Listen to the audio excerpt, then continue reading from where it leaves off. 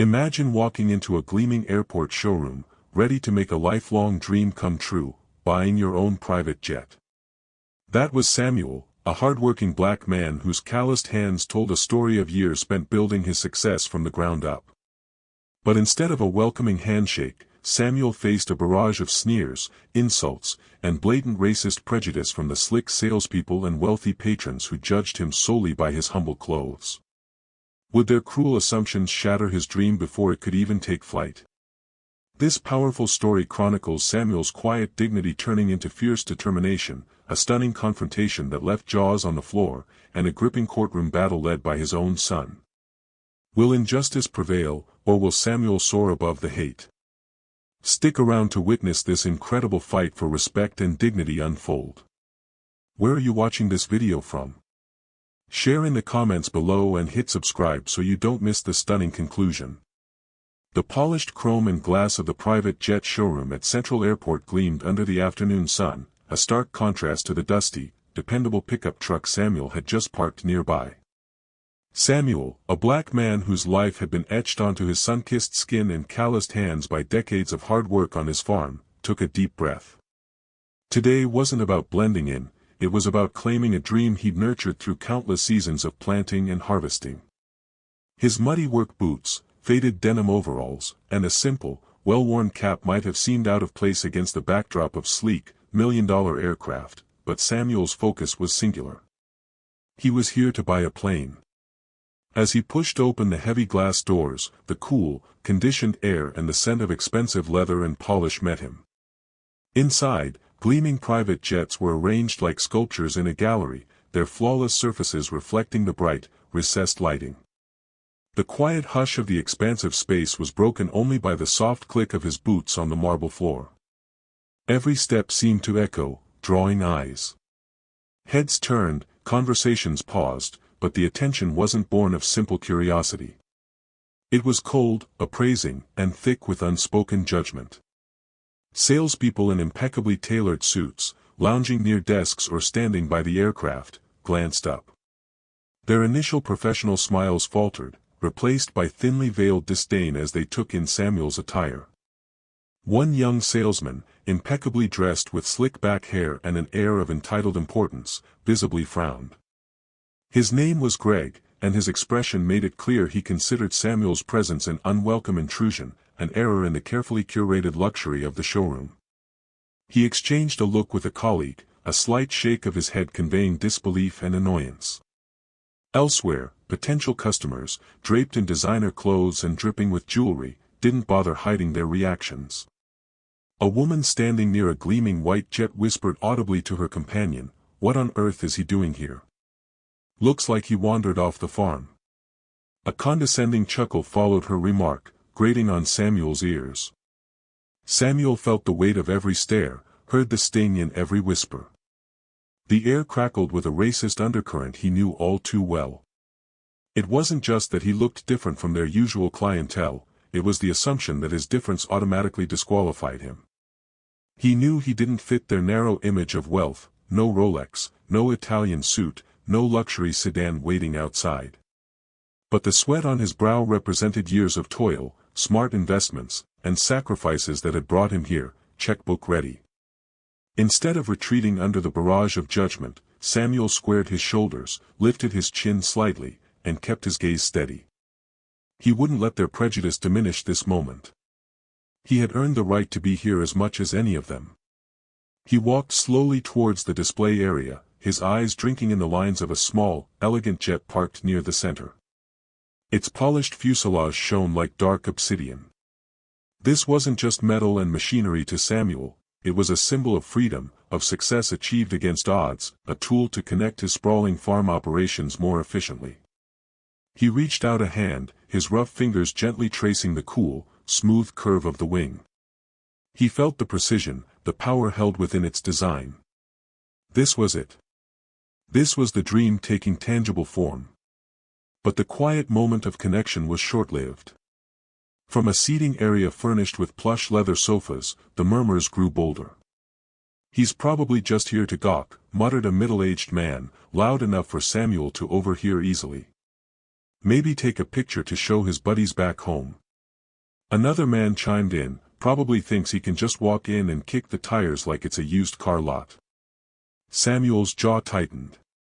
He tried to block them out, focusing on the plain specifications plaque, but the hostility was pervasive. He could feel their eyes on his back, dissecting him, dismissing him. Greg, the young salesman who had initially frowned, decided it was time to intervene, not to offer assistance, but to remove the perceived blemish from his pristine showroom. He sauntered over, his posture radiating arrogance, stopping a few feet from Samuel. His lips curled into a smirk that didn't reach his cold eyes.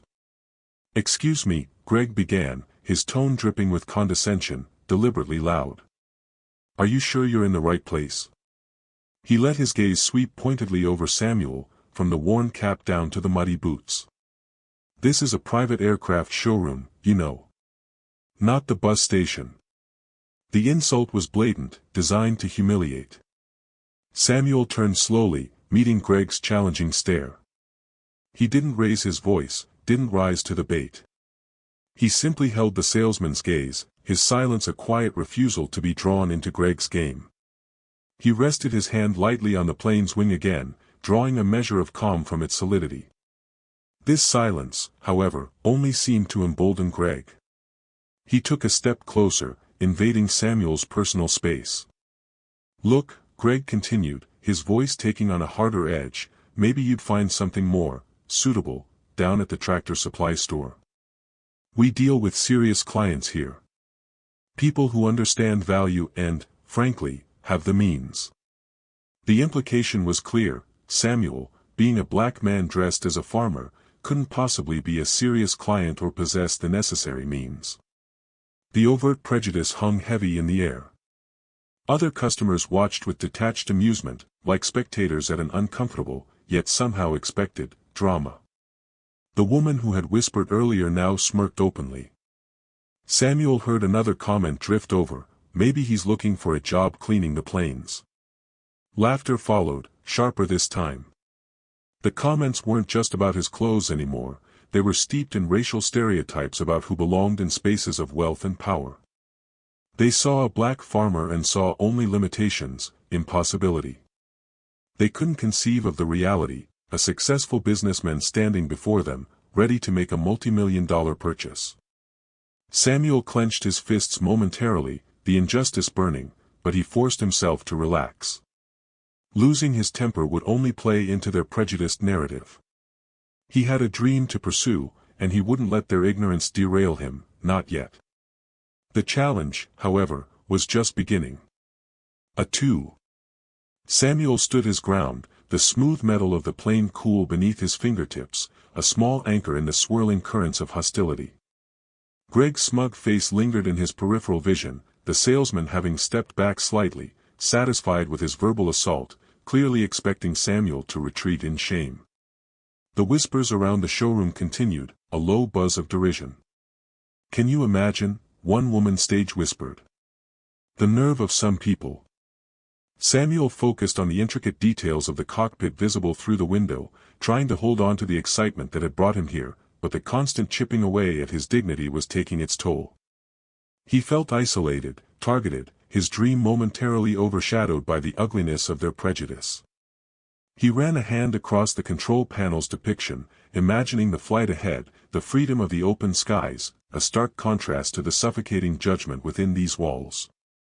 Just as the weight felt almost too heavy to bear, a warm, familiar voice cut through the tension. "Samuel. Samuel Brown. I thought that was you." Samuel turned, startled. Standing there, beaming, was James Allen, an old friend from high school. The two hadn't seen each other in years, their paths diverging after graduation. James, also a black man, presented a different picture of success. He wore a sharp, tailored charcoal suit, polished Italian loafers, and carried an air of easy confidence that seemed perfectly at home in this environment. He looked like he belonged, a fact that momentarily highlighted the very prejudice Samuel was facing. "James. Good Lord, is that really you?" A genuine smile finally broke through Samuel's guarded expression, the first real one since he'd stepped into the showroom. James clapped him warmly on the shoulder, pulling him into a brief, friendly hug. The gesture seemed to momentarily silence the nearest onlookers, though their curious, assessing gazes remained fixed on the pair. "What brings you here, Sam?" James asked, his eyes twinkling with friendly curiosity, devoid of the skepticism Samuel had faced from everyone else. "Don't tell me you're finally ditching that old tractor for something a little faster." He chuckled, gesturing towards the jets. Samuel hesitated for a beat, a flicker of the earlier unease returning. The stark contrast between his own work-worn appearance and James's polished look felt pronounced. "Actually, James," Samuel admitted, lowering his voice slightly, "I am here to buy one of these." He gestured towards the elegant jet he'd been admiring. "But," he added, his smile fading as he glanced around, "it seems folks here find that hard to believe." James followed his gaze, his friendly expression hardening instantly as he took in the lingering stares and the stiff posture of Greg, who watched them both now with undisguised suspicion. "These people," James said, his voice firm, dismissing them with a subtle wave of his hand. "Don't you pay them any mind, Samuel. They don't know the first thing about hard work or what a man like you is capable of. Their opinions," he leaned in slightly, "don't mean a damn thing." His confidence was infectious, a welcome balm to Samuel's frayed nerves. "You didn't hear what they were saying?" Samuel asked quietly, the sting still fresh. "The looks, the whispers, makes a man feel unwelcome." James put a reassuring hand on Samuel's shoulder again. "Listen to me, Sam. Remember who you are. You built everything you have from the ground up. Their ignorance doesn't define you. Don't let them steal this moment, this achievement, from you. You earned it." The warmth of his friend's support helped steady Samuel. They chatted for a few minutes, catching up briefly, the presence of James acting as a partial buffer. Yet, it also seemed to draw more focused attention. Greg, arms crossed, stared openly now, his contempt seemingly extending to James as well. "Looks like his buddy's trying to act important too," Greg muttered to his colleague, just loud enough to carry. The scrutiny intensified. Samuel felt a fresh wave of frustration. Was it truly impossible for these people to see past their own narrow expectations? Just as Samuel was steeling himself, deciding perhaps it was best to simply leave and find another dealer, a voice, louder and more aggressive than the whispers, boomed across the floor. It was the middle-aged man who had been mocking him earlier, the one in the expensive suit who seemed to relish the perceived drama. "Thinking of leaving already?" the man called out, a sneering challenge in his tone. He stood up from the leather sofa, drawing the attention of everyone nearby. "I thought someone dressed like that," he drawled, emphasizing the last word with dripping sarcasm, "would at least try to put on a show. Maybe pretend to ask the price." Or did reality finally set in? He chuckled, looking around for affirmation, which he received in the form of smirks from several onlookers. That was the final straw. The blatant, public humiliation, the deliberate attempt to shame him, Samuel couldn't let it stand.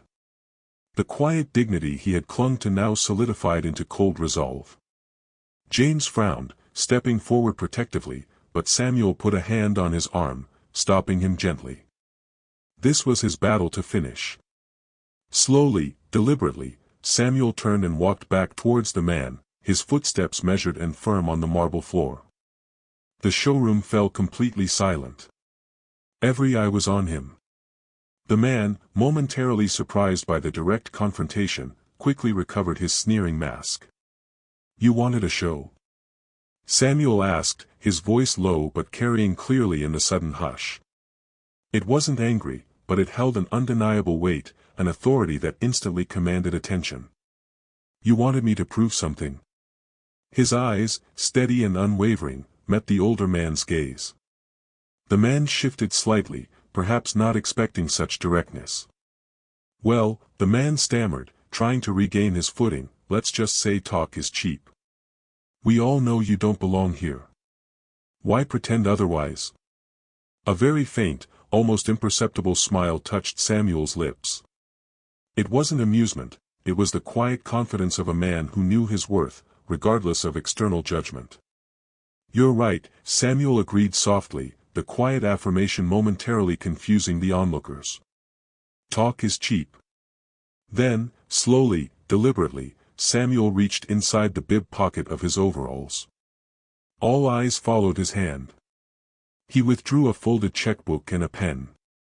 With unhurried movements, he opened the checkbook, braced it against his thigh, and wrote.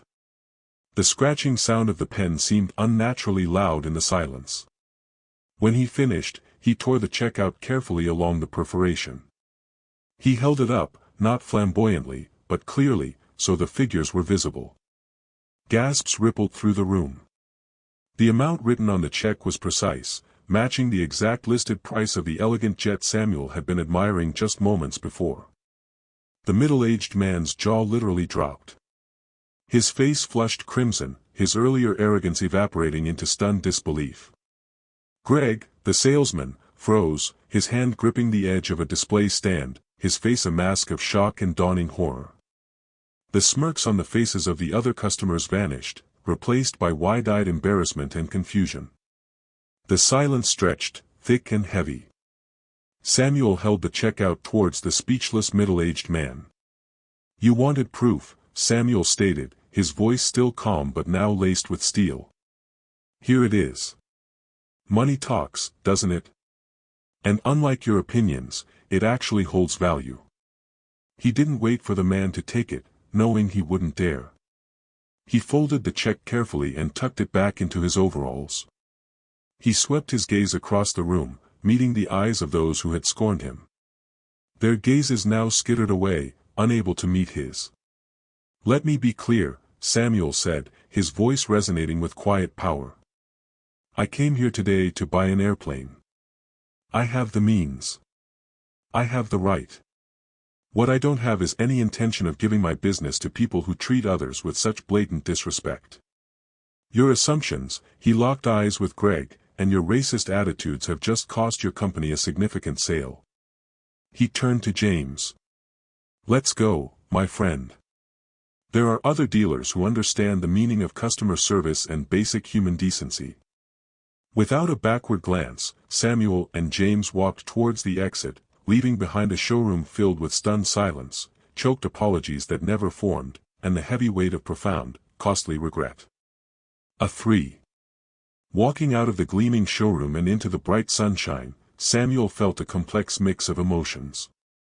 There was a grim satisfaction in having turned the tables on their prejudice, in proving them wrong so unequivocally. But beneath that, the sting of their racist assumptions and blatant disrespect lingered, a sour taste that wouldn't easily wash away. James walked beside him, his expression a mixture of pride in his friend and simmering anger at what Samuel had endured. "I swear, Sam," James said, shaking his head, "some people will never learn. But you handled that perfectly. Didn't give them the satisfaction of seeing you break." Samuel nodded, appreciating the support, but the incident had carved a deeper wound than just momentary embarrassment. It was a stark reminder of the battles he, as a black man in America, still had to fight, even after achieving significant success. The airport, a place of departures and arrivals, had become a site of ugly confrontation. Later that evening, back in the warmth and familiarity of his own home, Samuel recounted the day's events to his family. He detailed the sneers, the condescending tone of the salesman Greg, the whispers, and the final, humiliating challenge from the other customer. He spoke calmly, but his hurt was palpable. Sitting across from him, listening intently, was his son, Marcus. Marcus wasn't a farmer like his father, he'd pursued law, becoming a sharp, dedicated attorney known for his fierce commitment to justice. As Samuel spoke, Marcus's expression grew increasingly stony, his jaw tightening with controlled fury.